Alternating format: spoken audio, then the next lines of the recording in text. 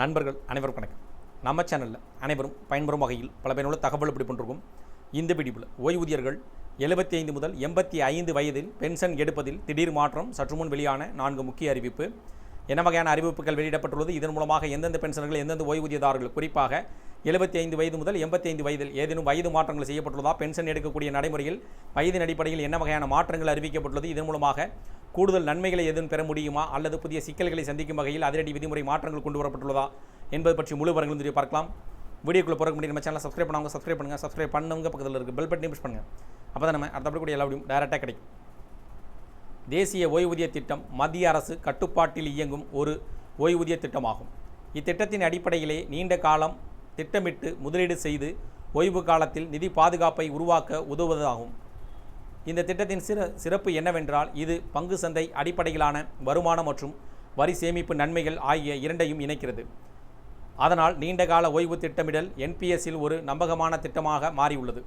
இத்திட்டத்தில் முதலீடு செய்பவர்கள் பலர் இத்திட்டத்தில் இருந்து பணத்தை வெளியேற்ற திட்டமிடுவோருக்கு ஒரு முக்கியமான அப்டேட் வந்துள்ளது. தேசிய ஓய்வூதிய திட்டத்தில் சந்தாதாரர்களுக்கு அதிக நெகிழ்வுத்தன்மையை வழங்கும் வகையில் pension fund regulatory and development authority, அதாவது PFRDA தற்போது நடைமுறை செய்துள்ளது.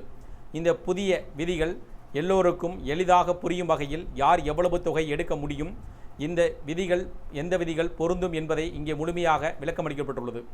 பணி ஓய்வுக்கு பின் NPS வித்ட்ரா விதிகள் அரசு ஊழியர்களுக்கு NPS வித்ட்ரா செய்வதற்கான வயது வரம்பு 75 வயதிலிருந்து 85 வயதாக உயர்த்தப்பட்டுள்ளது. அதாவது 85 வயது வரை முதலீடு செய்து கொள்ளலாம் என்றாலும் தேவைப்பட்டால் அதற்கு முன்பே இத்திட்டத்தை விட்டு வெளியேறி பணத்தை எடுக்கலாம். வெளியேறும் போது மொத்த ஓய்வூதிய தொகையில் 60% ஒரே தொகையாகவோ அல்லது படிப்படியாகவோ பெறலாம். மீதமுள்ள 40% ஆண்டு வருமானம் தரும் ஆன்யூட்டியில் முதலீடு செய்ய வேண்டும். இந்த விதி முன்பு இருந்ததைப் போலவே தொடர்கிறது. தனியார் துறை ஊழியர்களுக்கு முன்பு இருந்த 5 ஆண்டு கால கட்டுப்பாடு முழுமையாக நீக்கப்பட்டுள்ளது. முன்பு 60 வயது வரை இருந்த வெஸ்டிங் காலம் இப்போது 15 ஆண்டுகள் அல்லது 60 வயது ஆகியவற்றில் எது முதலில் வருகிறதோ அதை கணக்கில் எடுத்துக்கொள்ளப்படும். NPS திட்டத்தில் இருந்து வெளியேற்ற முடிவு செய்தால் மொத்த தொகையில் 80% வரை ஒரே தொகையாக பெறலாம். குறைந்தது 20% ஆன்யூட்டியில் முதலீடு செய்ய வேண்டும். இது முன்பு இருந்த 60% உச்சவரம்பை தற்போது அதிகரிக்கப்பட்டுள்ளது. ஓய்வுக்கு பிறகு ஓய்வூதிய தொகை 8 லட்சம் ரூபாய்க்கு குறைவாக இருந்தால் முழு தொகையும் ஒரே தொகையாக எடுத்துக்கொள்ளலாம். 8 லட்சம் முதல் 12 லட்சம் ரூபாய் வரையிலான தொகை இருந்தால் 6 லட்சம் ரூபாய் வரை ஒரே தொகையாகவும், மீதியை குறைந்தது 6 ஆண்டுகளுக்கு படிப்படியாகவோ அல்லது ஆன்யூட்டியாகவோ பெரும் வகையில் தேர்வு செய்யலாம். 12 லட்சம் ரூபாய்க்கு மேல் இருந்தால் தனியார் துறைக்கான பொதுவாக 80:20 விதி பொருந்தும்.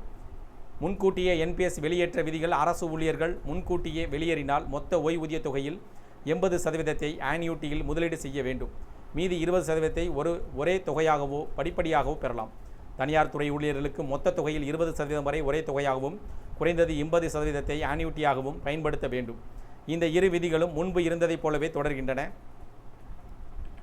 சில தொகைக்கான சிறப்பு வசதி அரசு மற்றும் தனியார் துறை இரண்டிற்கும் பொதுவாக மொத்த ஓய்வூதிய தொகை 5 லட்சம் ரூபாய் அல்லது அதற்கு குறைவாக இருந்தால் முன்கூட்டியே வெளியேற்றதிலும் முழு தொகையையும் ஒரே தொகையாக பெற அனுமதி வழங்கப்பட்டுள்ளது.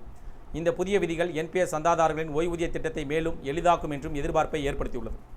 இந்த தகவல்கள் பற்றி, புதிய விதிமுறை நடைமுறை மாற்றங்கள் பற்றி, சலுகைகள் பற்றி உங்களுடைய கருத்துக்கள் வேறனும் இது சார்ந்த கூடுதல் விவரங்கள் கமெண்ட் செக்ஷன் பிடிச்சிருந்தால் லைக் பண்ணுங்கள். முடிந்தவரை இந்த வீடியோ உங்களுடைய நண்பர்கள், உறவினர்கள் அனைவருக்கும் ஷேர் பண்ணுங்கள், ஃபாலோ பண்ணுங்கள். மறக்காமல் நம்ம சேனலை சப்ஸ்கிரைப் பண்ணுங்க, பக்கத்தில் இருக்க பெல் பட்டனை புஷ் பண்ணுங்கள். அப்போ தான் நம்ம அடுத்த கூட எல்லா வீடியும் டைரெக்டாக கிடைக்கும். தேங்க்யூ ஃபார் வாட்சிங்.